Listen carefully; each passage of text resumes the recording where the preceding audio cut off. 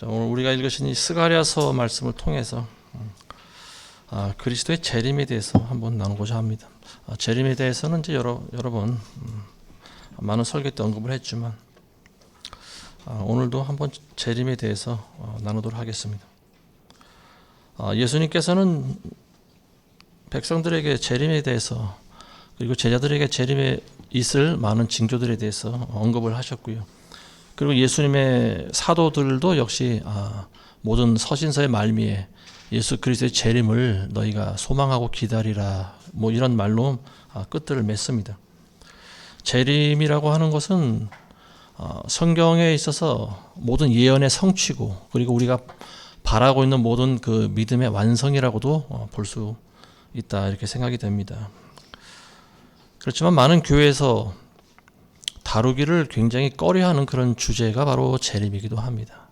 가장 중요하지만 또 가장 다루기 어려워하고 힘들어하는 그런 부분이 재림이 아닌가 싶습니다.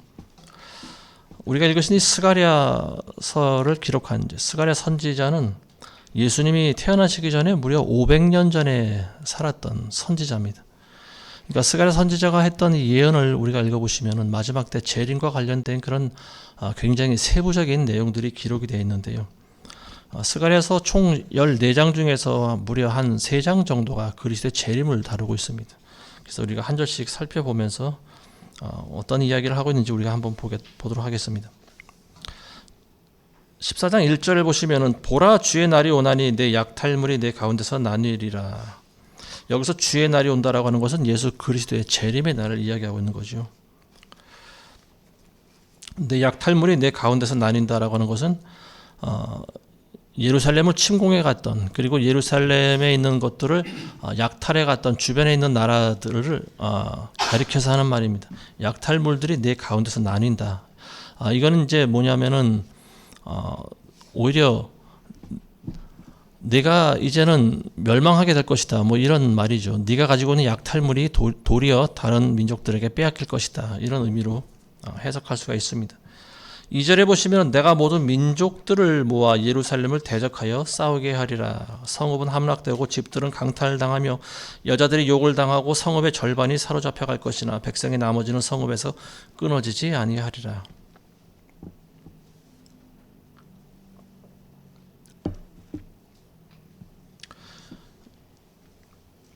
내가 모든 민족들을 모아서 예루살렘을 대적하여 싸우게 하리라. 이런 말씀하고 있습니다. 이게 지금 누가 하시는 말씀인가요?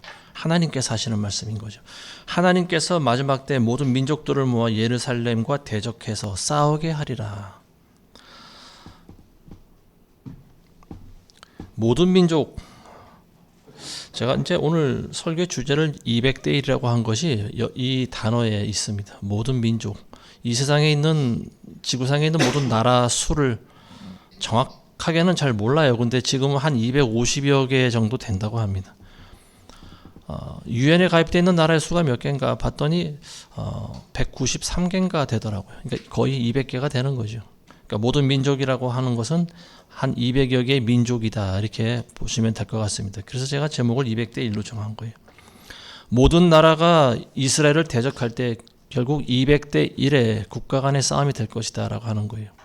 물론 모든 나라라고 하는 것이 그 당시에 어떤 중동의 정세로만 보면은 주변 국가, 이스라엘을 주변 국가, 그러니까 이스라엘을 대적하고 있는 모든 중동에 있는 국가들이다. 이렇게 살필 수도 있습니다. 그렇지만 우리가 문자적으로 해석하면은 모든 국가라고 하는 것은 전 세계에 있는 모든 국가를 봐도 이것이 좀 무방하지 않은가 그런 생각이 들어요.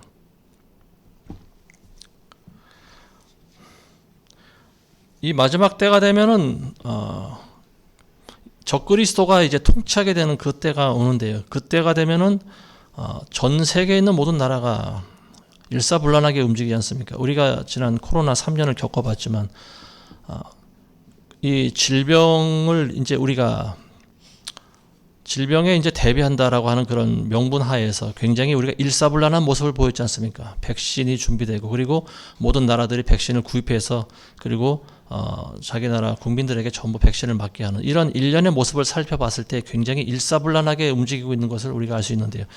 자, 이것이 과연 마지막 때 있을 모습이다. 저는 이렇게 볼 수가 있다라고 하는 거죠. 적그리스도가 통치하는 그 강력한 통치자가 들어서게 될 때는 우리가 지난 코로나 시대 때 겪었던 것보다 더욱 일사불란한 모습을 보일 수 있게 된다.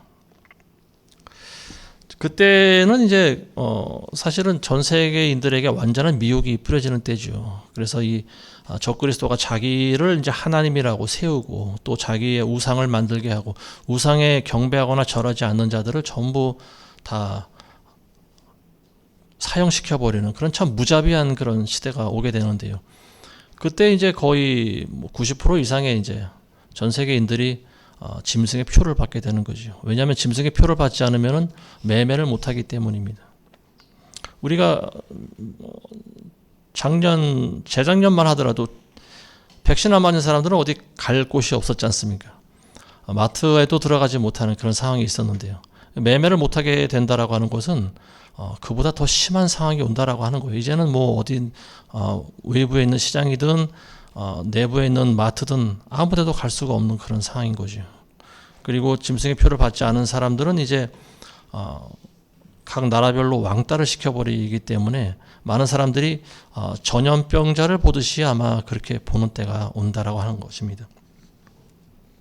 적그리스도 통치하에서 이제 많은 민족들이 유브라테스 강을 건너서 예루살렘으로 향하는 때가 온다라고 하는데요. 그게 이제 마지막 아마겟돈 전쟁이다. 우리는 이렇게 성경을 통해서 해석을 하고 있습니다. 근데 왜 그런 일들이 일어날까? 왜 전 세계에 있는 모든 나라가 이스라엘을 미워하고 이스라엘을 치러 갈까요? 물론 적그리스도가 그런 명령을 내렸겠죠. 그리고 이미 그때 가서는 강력한 이 마귀의 미혹이 뿌려져 있기 때문에 사람들은 지금보다 더 어떤 진리를 분별하지 못하고 옳고 그름을 알아내지 못하는 그런 참으로 미혹되어 있는 시대이기 때문에 그렇습니다.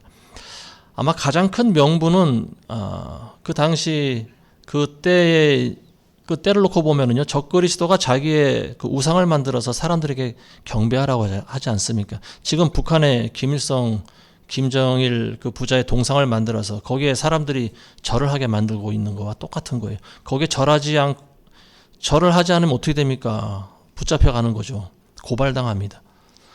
그래서 전 세계에 있는 모든 민족들이 적그리스도의 명령에 의해서 이스라엘을 공격하게 되는 때는 바로 우상 숭배를 거부한 국가다라고 하는 그런 명분이 가장 크지 않을까 싶습니다. 물론 국가 간의 이익이 있지만은 그때 가서는 이제 그런 것보다 영적으로 미혹되어 있는 때이기 때문에 우상을 숭배하지 않는 국가, 이 이스라엘을 어떤 수단과 방법을 통해서든지 미워할 수밖에 없는 그런 상황으로 몰아간다라고 하는 거죠. 지금도 이미 이스라엘은 국제적인 왕따가 되고 있는 상황 아닙니까? 이 시리아 그리고 이 하마스 그리고 또 헤스볼라 같은 이런 세력들과 계속 전쟁을 하면서 많은 사람들이 죽어나가고 그러다 보니까 국제적으로 이제 이스라엘을 좋아하는 나라들이 별로 없는 거예요. 우리나라는 그래도 지금까지는 이스라엘과 우호적인 관계를 취하고 있습니다. 그렇지만 마지막 때 가서는 어떻게 되는지도 모르죠. 어쨌든 이 유프라테스 강을 건너가서 있게 된 이 아마겟돈 전쟁, 수많은 민족들이 이스라엘을 대적시합니다. 그리고 이스라엘을 점령하러 가는 거예요. 이스라엘을 먼저 점령하는 나라에게는 뭐 어떤 기득권을 준다, 뭐 이런 상급을 또 걸 수도 있겠지요. 자, 지금 보여주고 있는 모습이 이제 그런 거죠. 교황을 중심으로 이 카톨릭이 이제 점점 모든 종교를 하나로 아우르고 있는 그런 모습을 보이고 있지 않습니까? 그래서 WCC라든지 WEA라든지 이런 종교 관련된 기구들을 지금 계속 만들어내고 있는데요. 기독교도 이제 거기에 한몫을 하고 있는 거죠. 자, 근데 이러한 전쟁, 즉 모든 민족들이 모여서 예루살렘을 치러 가게 되는 그 전쟁을 누가 일으키셨는가? 바로 하나님께서 그렇게 하셨다라고 하는 것이. 하나님께서 왜 그렇게 하셨을까요? 민족들을 심판하기 위해서라고 하는 거예요. 다른 민족들을 심판하기 위해서는 하나님도 명분이 필요하신 거죠. 그래서 이 많은 민족 민족과 국가들이 예루살렘을 치러 갈 때 어떤 명분을 가지고 가듯이 하나님께서도 세상에 있는 민족들을 심판하시기 위한 명분이 필요한 거죠. 근데 사실은 하나님께서는 그런 명분도 필요 없으신 분입니다. 왜냐하면 이 세상을 창조하신 이후로 인간은 끝없이 하나님을 대적하면서 살아왔기 때문에 그래요. 전능하신 하나님의 입장에서 보면은 사실 언제라도 이 인간 세상을 말살시켜 버려도 전혀 이상하지가 않습니다. 근데 하나님께서는 참으로 좋으신 분이고, 그리고 또 인내하시는 그런 좋으신 신이기 때문에 지금까지 기다리고 계시는 거죠. 그리고 아브라함에게 했던 이스라엘을 지키겠다고 하는 그 언약이 있지 않습니까? 그리고 예수 그리스도를 통해서 우리에게 주신 그 언약, 그걸 지키기 위해서 하나님께서는 지금도 인내하고 오신다라고 하는 거죠. 그렇지만 때가 되면 이제 하나님께서는 드디어 슬슬 움직이기 시작하시는 때가 있다라고 하는 거예요. 자, 스가랴서 12장 3절에 보시면은 그날에 내가 예루살렘을 모든 백성에게 무거운 돌이 되게 하리라. 비록 세상의 모든 백성이 그것을 치려고 함께 모일지라도 그 돌을 드는 사람은 모두 산산이 부서지리라. 스가랴서 12장 9절에도 보시면 그날이 오면 내가 예루살렘을 치러 오는 모든 민족들을 멸하고자 하리라. 자, 이것이 바로 하나님께서 민족들을 모으신 바로 목적입니다.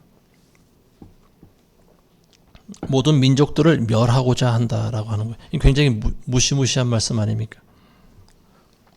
모든 지구상에 있는 민족들을 한꺼번에 손보시는 때가 바로 이때예요. 그래서 하나님께서는 전쟁을 일으키신다라고 하는 거죠. 그때 가서는 우리나라는 어떤 입장을 보일까? 그건 잘 모르겠어요. 그렇지만 안타깝지만 어쨌든 우리나라도 영적으로 미혹되겠죠. 그래서 적그리스도의 통제를 따를 수밖에 없는 그런 상황이지 않을까 싶습니다. 지금 세계의 어떤 국제 정세를 살펴보면은요, 굉장히 좀 위험한 그런 상황이죠. 러시아와 북한이 동맹을 맺었다라고 하는 것은 굉장히 큰 우리에게 의미를 부여해 줍니다. 러시아와 우리나라와는 그동안 어떤 우호적인 관계에 있었죠. 서로 수출도 하고 수입도 하고, 그리고 서로 건들지 않는 그런 좋은 관계를 유지해 왔습니다. 근데 푸틴이 김정은과 손을 잡게 되면서 러시아와 우리와의 어떤 그 관계, 우호적인 관계가 사실은 깨져버린 거나 다름이 없는 거죠. 이 러시아는 넘지 말아야 될 선을 넘어버린 거예요. 그러니까 우리나라도 사실 지금은 러시아를 좀 적대시하고 있는 그런 분위기가 점점 퍼져나가고 있습니다. 이 동부가 우리나라를 포함해서 일본과 그리고 러시아, 중국, 강대국들이 포진하고 있는 이 동북아의 정세라고 하는 것은요, 굉장히 미묘하고 또 복잡한 관계에 있습니다. 그리고 그 중심에 서 있는 나라가 바로 우리 대한민국이에요. 수천 년 전서부터 열강들은 우리나라를 먹으려고 애를 써왔습니다. 그리고 우리는 먹히지 않으려고 몸부림쳐왔죠. 근데 물리적인 그런 전쟁뿐만이 아니고 눈에 보이지 않는 그런 전쟁이 지금도 벌어지고 있는 나라가 바로 우리나라예요. 그리고 심지어는 우리나라는 북한하고 70년 동안 지금 서로 38선을 가운데 두고 대립하고 있는 나라인데요. 우리나라를 두고서 다른 나라들이 어떤 생각을 하고 있을까? 우리는 이제 이런 것들을 잘 파악을 해봐야 됩니다. 이제 우리나라의 그 정치인들은요, 참 안타까운 게 뭐냐면은 어떻게 하면 자기네들 당이 승리할까? 어떻게 하면 자기 배를 더 불릴 수 있을까? 이런 생각들만 하고 있다라고 하는 거예요. 근데 정작 중요한 것은요, 우리나라라고 하는 전체 큰 덩어리를 우리가 봐야 됩니다. 그래서 주변에 있는 국가들과의 관계를 어떻게 해야 될지, 어떻게 외교를 해야 될지, 누구와 손을 잡고 누구와 손절해야 될지, 이런 것들을 지금 굉장히 연구해야 될 시기가 바로 지금이 아닌가 싶습니다. 우리에게 영원한 우방이라고 알려져 있는 미국이 영원히 우리를 도와줄까요? 우리는 절대 그런 생각을 하면 안 됩니다. 6.25 전쟁도 사실은 미국이 철수하면서 바로 일어난 전쟁이 바로 6.25 전쟁입니다. 이제 트럼프가 집권하게 되면 어떻게 될지 모르죠. 미군이 철수하고 또 우리나라는 대신 핵을 개발하는 그런 어떤 그런 소리가 좀 들리고 있는데요. 근데 그건 가봐야 아는 거죠. 만일 우리가 핵도 개발하지 못하고 있는 상태에서 미국이 철수한다라고 하면은 그건 좀 굉장히 위험한 상황이 되지 않을까 싶습니다.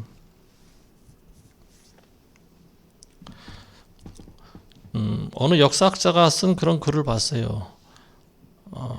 아마 북한이 붕괴되는 것은 그리 오래 가지 않을 것이다. 이제 그분은 그런 추측을 하고 있는데, 근데 중요한 것은 북한이 붕괴되면 우리는 자동적으로 우리 민족이기 때문에 우리는 한반도가 통일되고 대한민국이 북한을 흡수하게 될 것이다라고 생각하는데요. 그거는 굉장히 물 건너간 생각이라고 하는 거죠. 왜냐하면 북한은 이미 국제적으로 한 나라의, 그러니까 국가로 인정을 받았어요. 그게 왜 그런가 하면은 우리나라와 같이 동시에 유엔에 가입했기 때문에 그렇습니다. 우리는 그들과 같은 피를 섞은 민족이기 때문에 북한이 붕괴되면 당연히 우리나라가 될 거라고 생각을 하고 있는데, 전 세계인들이 보고 있는 시선은 다르다고 하는 거예요. 미국과 일본과 중국과 소련과 이 사람들이 북한이 붕괴되면 어떻게 할 것인가에 대한 시나리오를 이미 그들은 다 짜고 있어요. 우리 땅을 우리도 모르는 사이에 저들은 이미 서로 나눠 먹기 식을 하고 있다라고 하는 거죠. 뭐 여러분들도 뭐 아시는 분은 아시겠지만 북한이 붕괴되면 제일 먼저 쳐들어올 존재가 누구냐면 중국이죠. 중국은 이미 지금 압록강 그 국경 주변에 군대들을 예전부터 배치해 놓고 있지 않습니까? 이제 북한이 조금이라도 낌새가 저기 하면은 그냥 탱크로 밀고 들어올 족속이 바로 중국 족속들입니다. 그리고 소련도 가만히 있지 않겠죠. 그리고 미국도 나름대로 우리나라를 지켜야 된다라고 하는 명분이 있죠. 공산국가들이 북한을 전부 접수해버리면은 동북아에서 미국의 입지가 그만큼 약해지는 거 아니겠습니까? 그리고 또 어중간한 지대에 일본이 또 있습니다. 일본은 과거에 우리나라를 36년 동안 지배했던 나라죠. 지금도 그 야성이 아직 남아있는 나라예요. 계속해서 독도를 자기네 땅이라고 우기고 있지 않습니까? 이런 상황 가운데서 지금 우리나라는 살아남아야 되는데, 뭐 김정은이가 지금 사실 뭐 핵을 쏘네 어쩌는 하지만 그거는 사실 별로 중요한 것 같지가 않아요. 북한은 언젠가는 저는 자멸한다고 생각을 합니다. 먹을 게 없으면은 총을 쏠 힘도 없는 거죠.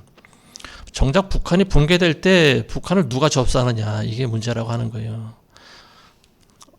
이 미국과 일본과 중국과 소련, 이 네 나라들이 북한을 5등분 해놓은 그런 지도를 제가 봤는데요. 우리나라는 이제 그 황해도 그쪽을 차지하게 되고, 뭐 중국은 이제 그 함경도 쪽을 차지하고, 소련이 뭐 이제 함경도 일부를 차지하고, 뭐 이런 식으로 나눠 먹기 식으로 북한 지도를 그려놨더라고요. 그러니까 자기네들 마음대로 우리나라를 서로 나눠 먹기 식을 하고 있는데, 지금 이러한 약육 강식의 세대에 우리나라가 살아가고 있습니다.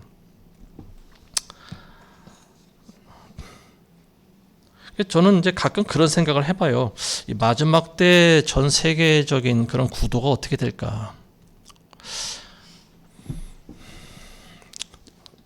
목사가 성경만 잘 가르치면 되지 무슨 세계 구도에 대해서 뭐 이렇게 여러분들 생각하실지도 모르지만, 근데 이거 굉장히 좀 중요한 문제가 아닌가 싶습니다. 우리나라의 존립은 여러분들 생명과 직결되어 있잖아요. 그리고 우리의 믿음과도 직결되어 있는 거죠. 예를 들어서 북한이 우리나라를 흡수했다 고 치면은요, 저 여러분들이 이렇게 앉아서 예배 드릴 수 있을까요? 절대 그러지 못합니다. 우리는 다른 나라로 이민을 가든지 아니면 산속에 숨어서 예배를 드려야 되는 거예요. 그리고 눈에 안 띄게 살아가야 됩니다.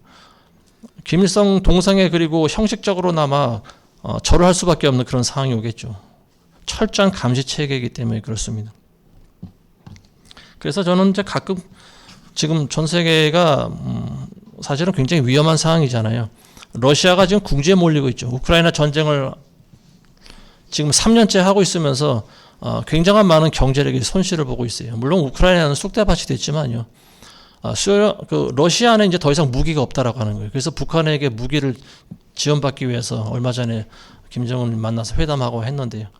근데 뭐 들리는 소문에 의하면은 북한에서 이제 병사들도 지원해 주지 않을까, 뭐 그런 소리가 들리고 있습니다. 북한군이 이제 그쪽에 가서 전쟁을 하게 되면은 전쟁이 이제 점점 더 심화되지 않을까 싶습니다. 서방 쪽에서는 어쨌든 우크라이나를 계속 밀어주고 있고, 우리나라도 우크라이나에 이제 무기를 공급한다고 하는 소리가 들리고 있는데, 러시아가 굉장히 지금 발등에 불이 떨어져 있는 그런 상황인 것 같습니다. 이러지도 못하고 저러지도 못하고. 근데 러시아가 선택할 수 있는 카드가 핵밖에 없는 거죠, 이제. 그러면 이제 뭐 소형 핵탄두라도 한번 날리지 않을까. 그렇게 되면은 정말로 전 세계가 제3차 대전으로 갈 수 있지 않을까 그런 생각이 들어요. 그래서 이제 저는 혼자 그런 생각을 해봐요. 이게 꼭 맞다고는 볼 수가 없는데 제 나름대로 가장 좋은 시나리오를 한번 구상해봤습니다. 그게 뭐냐면은 만일 북한이 붕괴되기 전에 동북아에서 강대국인 중국하고 소련이 서로 전쟁을 하면은 어떨까 그런 생각이 듭니다. 삼국지를 읽어보신 분들은 알지만은 참 뭡니까 전쟁이라고 하는 것이 활과 창으로만 싸우는 게 아니잖아요. 그 전략가들의 머리에서 나오는 게 바로 국가 간의 전쟁입니다. 그래서 이제 외교를 통해서 중국과 소련이 서로 불편하고 서로 총알을 쏘고 하는 그런 관계가 되고 전쟁을 벌이게 된다면 그때 우리가 북한을 접수하는 것이 가장 좋은 상황이 되지 않을까 싶습니다. 강대국들이 싸우면은 사실 작은 나라에는 어떤 관심을 두기가 쉽지가 않겠죠. 그러다 보면 이제 우리는 미국하고 일본만 잘 다스리면 되고요. 그동안 우리가 해야 할 일은 이제 힘을 많이 키우는 일이죠. 그나마 다행인 게 우리나라가 비축하고 있는 무기가 전 세계에서 가장 많이 있다라고 하는 거죠. 왜냐하면은 지금까지 전쟁을 치르고 있는 나라이기 때문에 그렇습니다. 다른 나라들은 이미 예전에 전쟁을 다 끝내버렸기 때문에 지금 현재 가지고 있는 나라들은 이제 전부 구식 무기가 돼버렸는데 우리는 계속해서 업그레이드가 된 무기를 지금 구축하고 있다라고 하는 거예요. 그래서 전 세계에서 5번째 손가락 안에 드는 그리고 이 전쟁 무기 수출 국가가 지금 바로 우리나라가 돼버렸습니다. 자, 이런 상황이다 보니까 한번 해볼 만한 거죠. 중국과 소련과의 어떤 관계만 불편한 관계가 계속 유지가 되면은 북한이 붕괴됐을 때 우리는 그야말로 온전한 통일을 한번 기대해 볼 수도 있지 않을까 싶습니다. 이 마지막 때 되면은 이제 어쨌든 3차 대전이 한 번 정도 일어나지 않을까 싶고요. 그리고 그 전쟁을 일순간에 종식시킬 수 있는 인물이 등장한다라고 하면은 그게 이제 바로 적그리스도일 것이다. 우리는 그렇게 생각을 성경적으로 통해서 할 수가 있는 거죠. 어쨌든 처음에는 이제 모든 민족들을 상대로 예루살렘이 굉장히 힘들어하겠죠. 그래서 모든 가옥과 건물들이 전부 불타버리고 사람들이 죽고 또 포로로 끌려가고 남아있는 사람들이 남아서 이제 겨우 이제 명맥을 유지하는 그런 상황인데 이 사람들이 이제 그때 많이 변화가 되지 않을까 싶습니다. 그래서 예수 그리스도를 메시아로 인정하지 않은 많은 사람들이 그때 가서는 하나님을 제대로 믿게 되는 예수 그리스도를 메시아로 인정하게 되는 그런 상황이 온다고 저는 믿습니다. 이제나 저제나 언제 예수님의 재림이 올까? 전 세계에서 아마 이런 지금 기도를 하고 있는 사람들도 있지 않을까 싶어요. 어쨌든 예루살렘이 이제 절체절명의 그런 위기의 순간을 맞이하게 되는데 그때 하나님이 그때 가서 이제 손을 내미시게 되는 거죠. 그게 바로 예수 그리스도의 재림입니다. 자, 3절 이하에 보시면은요. 그때 주께서 나가 그 민족들을 대적하여 싸우시리니 전쟁의 날에 싸우셨을 때처럼 하시리라. 예수님이 이제 그때 다 죽게 됐을 때 그때 재림하시게 되는 거죠. 그러니까 예수님의 재림의 의미는 참 우리가 생각하기 힘들 그런 상황 가운데 오십니다. 그리고 한 번에 많은 것들을 하시는데요. 이스라엘이 변화되게 하시고 그리고 전 세계 민족들을 한 번에 심판하시는 그때가 이제 바로 예수 그리스도의 재림의 때입니다. 여기에 대해서 이제 예수님의 재림에 대해서 계시록에 자세히 기록하고 있지 않습니까? 예수 그리스도의 재림에 대해서 계시록 19장 11절에서 15절에 보시면은요. 사도 요한이 환상 가운데 이걸 봅니다. 하늘이 열린 것을 보니 흰 말이 보이고 그 위에 앉으신 분이 신실과 진실이라고 불리는 분이 의로 심판하고 싸우시더라. 자, 예수님이시죠. 그리고 이 예수님의 그 옷은 피에 적신 옷을 입었는데 그 이름은 하나님의 말씀이다. 이렇게 기록하고 있습니다. 자, 그리고 또 하늘에 있는 군대들이 예수님의 뒤를 따라 내려오지 않습니까? 희고 정결한 세마포 옷을 입고 흰 말을 타고 그를 따르더라. 그 입에서는 예리한 칼이 나와서 그것으로 민족들을 칠 것이요 또 철장으로 그들을 다스릴 것이며 그는 전능하신 하나님의 맹렬한 진노의 포도즙 틀을 밟으실 것이다. 자, 예수님이 이제 재림하실 때 예수님의 뒤를 따라서 신옷 입은 많은 무리들이 같이 내려온다라고 하는 말입니다. 자, 스가랴서 14장 12절에 보시면은요, 예수님이 그 많은 민족들을 어떻게 치시는지에 대해서 기록하고 있는데요. 제가 한번 읽어보겠습니다. 주께서 예루살렘을 대적하여 싸운 모든 백성을 치실 재앙이 이러하리니 그들이 그 발로 서 있을 때 그들의 살이 녹아 없어질 것이요 그들의 눈이 그 구멍 속에서 녹아 없어질 것이며 그들의 혀가 그 입에서 녹아 없어질 것이라. 굉장히 끔찍한 심판이죠. 예수님의 입에서 나오는 그 말씀 한마디에 모든 민족들이, 그러니까 예수님의 군대를 대적하고 있던 그 민족들이 일순간에 고꾸라진다라고 하는 거예요. 뭐 말씀 한마디로 천지를 창조하신 분인데 그 정도 능력이 없겠습니까? 근데 인간이 이제 그 모습이 고꾸라지면서 보이는 모습이 굉장히 끔찍하다라고 하는 거예요. 그러니까 아마도 뜨거운 열기에 의해서 우리 인간들의 모든 신체 일부가 전부 녹아내리는 그런 심판을 받게 되지 않을까 싶습니다. 이게 마치 핵이 터져서 그렇게 된 그런 모습이라고도 볼 수가 있겠죠. 자, 3절에 보시면은 그 민족들을 대적하여 싸우시리니 전쟁의 날에 싸우셨을 때처럼 하시리라. 예수님이 재림하셔서 민족들을 대적하여 싸우신다라고 하는 거예요. 근데 전쟁의 날에 싸우셨을 때가 언젠가요? 예수님이 이 땅에 오셨을 때 언제 전쟁을 치르셨을까요? 예수님의 모든 생애가 사실 전쟁이라고 보면 됩니다. 예수님께서는 이 땅에 오셔서 초림 때 영적 전투를 많이 하신 분입니다. 예수님의 생애가 전부 전쟁이에요. 예수님이 잉태돼서 예수님이 태어나셨을 때 헤롯 왕에 의해서 한번 죽임을 당할 뻔하지 않습니까? 그리고 거기에 대해서는 이제 또 계시록에 그걸 또 기록을 해놨고요. 용이 여자가 낳은 아들을 죽이려고 하는 그 모습이 나오고 있는데 예수님의 출생서부터 십자가에 달려 돌아가실 때까지 철저한 전쟁이었다라고 하는 거예요. 예수님의 삶은 곧 전쟁터와 같습니다. 많은 백성들에게 말씀을 전할 때 유독 예수님을 따라다니면서 공격했던 무리들, 바로 같은 민족이었던 유대 민족들과 그리고 서기관과 바리새인들 같은 이런 사람들이었죠. 영적인 전투인 거예요. 그리고 또 귀신들과도 싸우셨죠. 가는 곳마다 귀신을 쫓아내시고 병자를 고치시고 기적을 보이시고, 자, 이런 것들이 전부 다 영적인 전투인 거예요. 가장 치열한 전투는 십자가에서 싸우셨겠죠. 본인과의 싸움입니다. 그리고 사탄 마귀를 발 아래 두는, 그러니까 본인의 생명을 희생하는 그 싸움, 십자가의 전투죠. 예수님의 싸움터에서의 그 싸움이라고 하는 것은 바로 예수님의 생애를 이야기하고 있는 겁니다. 자, 그리고 두 번째로 예수님께서 전쟁의 날에 싸우셨을 때가 언젠가, 열왕기하 19장 35절에 보시면은요, 히스기야 왕 때 사건을 여러분들 기억하실 겁니다. 히스기야가 아시리아의 침공을 받았을 때 하나님께 나가서 기도하지 않습니까? 지난주에 바로 나눈 말씀입니다. 그때 어떤 일이 있었는가 하면 주의 천사가 나타나죠. 그래서 주의 천사가 아시리아의 진영에 들어갑니다. 그래서 아침에 일어나 보니까 18만 5천 명이 전부 죽어 있는 거예요.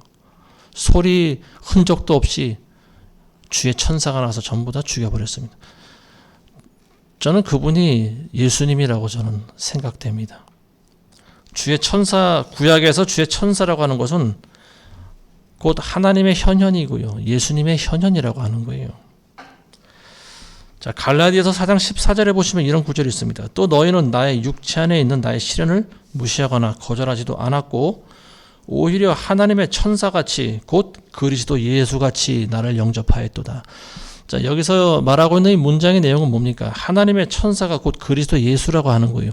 구약 시대에 나타났었던 주의 천사 또는 하나님의 천사, 이렇게 천사의 모습을 하고 나타나신 분이 바로 하나님의 현현이라고 하는 겁니다.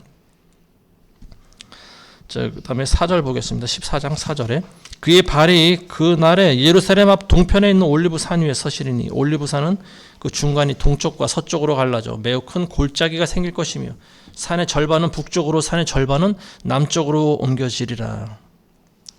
자, 예수님이 오실 때 어디에 먼저 발을 디디시냐? 올리브 산 위에 발을 디디신다라고 나와 있죠. 근데 왜 하필 올리브 산일까요? 예수님이 승천하신 곳이 바로 올리브 산이기 때문에 그렇습니다. 사도행전 1장에 보시면 예수님께서 올리브산까지 제자들과 함께 가지 않습니까? 그래서 거기서 이제 올라가시잖아요. 그러니까 사람들이 하염없이 하늘을 쳐다보고 있을 때 천사가 나타나죠. 그러면서 예수님이 올라간 것처럼 그대로 다시 내려오실 것이다. 올리브산을 다른 말로 감람산이라고도 합니다. 감람산. 다른 산이 아니에요. 같은 산입니다. 그래서 예수님이 오실 때 이 올리브산이 중간이 갈라지고 그리고 그 가운데 큰 골짜기가 생긴다. 이렇게 기록하고 있습니다. 자, 5절에 보시면은요. 너희는 산의 골짜기로 도망하리니 이는 산들의 골짜기가 아살까지 미칠 것임이라. 자, 그리스도의 재림 때 모든 성도들과 예수님이 함께 오시죠. 그리고 먼저 하늘 올라간 성도들은 이제 흰 세마포 옷을 입고 예수님의 뒤를 따라서 이 땅에 내려오는데요. 이 성도들이 어떤 성도들인가? 어떤 신구약의 어떤 같은 성도들의 모습이지 않을까 싶습니다. 자, 이 성도들은 이제나 저제나 예수님께서 빨리 오셔서 자기 원수를 갚아주시기를 기다리는 그런 사람들이라고 보여집니다. 하나님 앞에 제단에서 항상 기도하고 있지 않습니까? 이 영혼들이. 근데 그 때가 된 거예요, 드디어. 그리스도의 재림 때. 그래서 이 사람들은 예수님의 뒤를 따라서 이 땅에 내려옵니다. 예수님의 재림이 보이니까 이때 많은 사람들이 두려워 떨죠. 그리고 산으로 도망을 치는 거예요. 우시아 왕 때 아마 큰 지진이 일어나지 않았을까 싶습니다. 그러니까 사람들이 막 땅이 갈라지고 하늘이 지축이 흔들리고 하니까 많은 사람들이 이제 산으로 도망쳤던 것 같아요. 그때처럼 예수 그리스도의 재림 때도 많은 사람들이 산으로 들로 도망을 칠 것이다라고 하는 거예요. 그리고 예수님이 오시는 날은 언제 오실까? 언제 오시는 날은 모르죠. 그렇지만 오시는 때는 우리가 짐작할 수 있습니다. 왜냐하면 여기에 보시면은요, 그러나 7절에 보시면 그러나 주께 알려질 한 날이 있으리니 이 날을 이야기하고 있는 거죠. 낮도 아니요 밤도 아니나 저녁 무렵에 빛이 있게 되리라. 저녁 무렵에 오신다라고 하는 거죠. 땅거미가 질 무렵에 예수님이 오신다라고 하는 말입니다. 우리나라는 해가 뜰 때 하루가 시작되죠. 근데 중동 지역은 그렇지 않아요. 그 반대입니다. 이스라엘은 해가 질 때 하루가 시작되는 거예요. 그러니까 예수님의 오심이라고 하는 것은 곧 중동 기준으로 하루가 시작될 때 오시는 것이다. 이렇게 보면 됩니다. 그리고 그날에는 예루살렘에서 생수가 솟아서 절반은 앞바다로 흐르고 절반은 뒷바다로 흐르는 그런 기적 같은 일이 보여진다라고 하는 거죠. 자, 스가랴서 14장 9절을 보겠습니다. 주께서는 온 땅을 치리할 왕이 되시리니 그날에는 한 분 주께서 계실 것이며 그의 이름 하나만 있으리라. 예수님이 이제 오시면 심판을 하죠. 모든 만국과 민족들을 심판하시고 그리고 또 하시는 일이 있죠. 먼저는 짐승 적그리스도를 이야기하고 있는 거죠. 이 짐승 적그리스도를 잡고 거짓 선지자를 붙잡습니다. 그래서 이들을 가장 먼저 불지옥에 집어넣습니다. 그리고 사탄을 또 붙잡죠. 용을 붙잡아서 결박해서 무저갱에 집어넣습니다. 1000년간 이제 무저갱 안에 가둬두시는 거죠. 그래서 이제 천년왕국이 비로소 시작되는데요. 천년왕국이 시작될 때 예수님은 이제 왕위에 등극을 하십니다. 그래서 예루살렘에 이제 그 다윗의 보좌에 앉게 되는데요. 그래서 이제 많은 만국을 통치하시는 전 세계를 지배하시는 가장 위대하신 왕이 되십니다. 만왕의 왕이요 만주의 주로 오시는 분이 바로 예수님이십니다. 그때는 이제 우리도 부활의 몸을 입고 1000년 동안 예수님과 함께 이 땅을 다스리게 되는 그런 참으로 놀라운 일이 있게 될 줄로 믿습니다. 예수님이 제자들에게 하신 말씀과 같이 상급에 따라서 어떤 사람은 한 고을 맡을 권세를 주고 어떤 사람은 2고을 다스릴 권세를 받습니다. 뭐 5고을이다 10고을 정도 받을 권세를 받는 사람들도 있겠죠. 그 자기가 한 어떤 그 예수 그리스도를 위해서 자기가 한 행동에 따라서 그런 상급을 받게 됩니다. 전 세계는 지금은 200개가 넘는 나라로 나뉘어져 있고 각 나라를 다스리는 통치자들이 있지만 그때 가서는 가장 위에 예수님이 계시고요. 그리고 그 밑에 이제 뭐 예수님이 임명하시는 대로 어떤 그런 직분과 그리고 직제가 나눠질 거라고 보여집니다.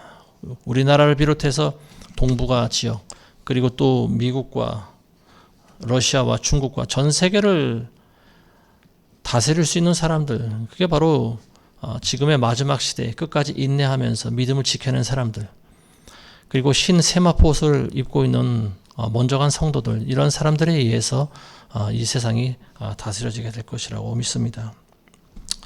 이제 오늘 말씀 맺겠습니다. 예수님께서는 제자들에게 마지막 때 사람의 미혹이 난무하고 그리고 전쟁과 전쟁의 소문이 난다고 말씀하셨고요. 바로 그때가 지금이 아닌가 싶습니다. 그리고 기근과 역병과 지진이 곳곳에 일어난다고 그러셨죠.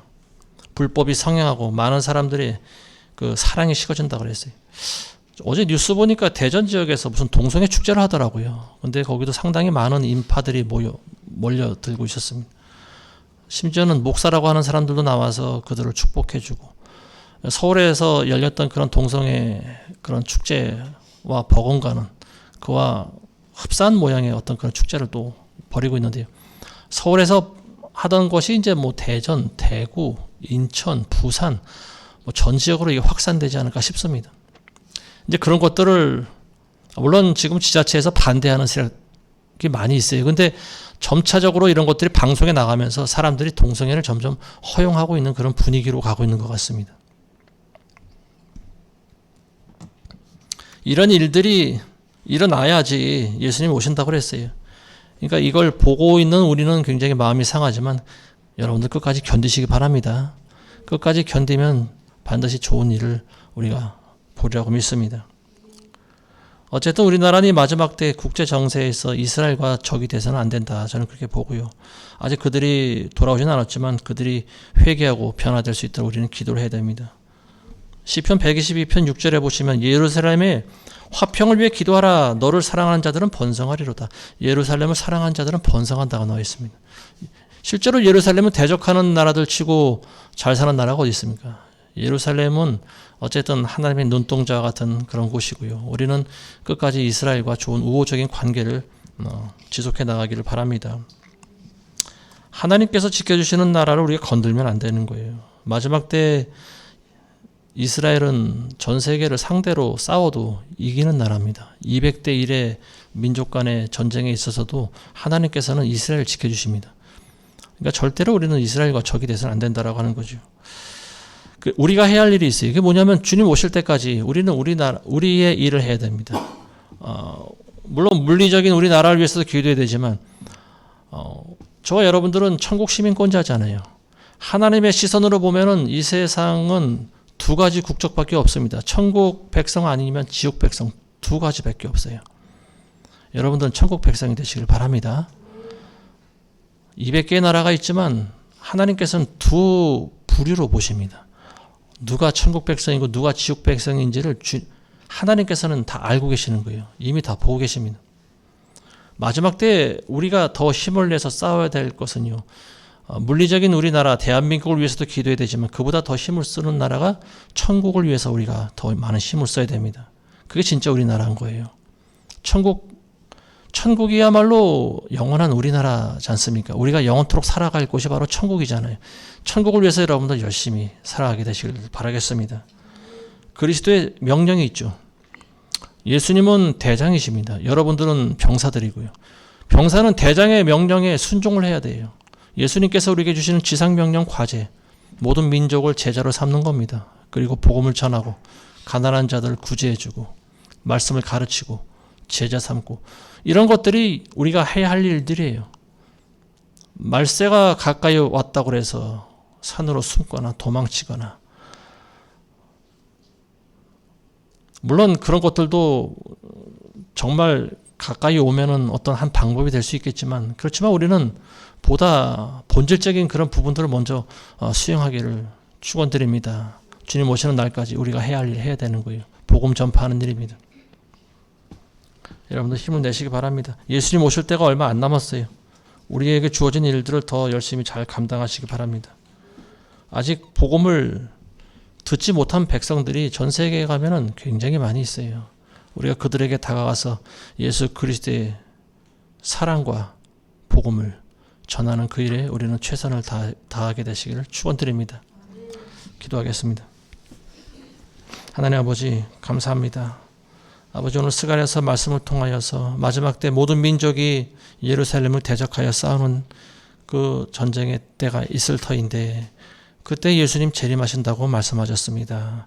하나님 우리는 마지막 때에 가까이 올수록 정신을 차리고 근신하여 깨어 기도할 수 있는 그런 우리나라 우리 민족이 또한 우리 교회가 될 수 있도록 하나님 도와주시옵소서. 예수님의 이름으로 기도합니다. 아멘.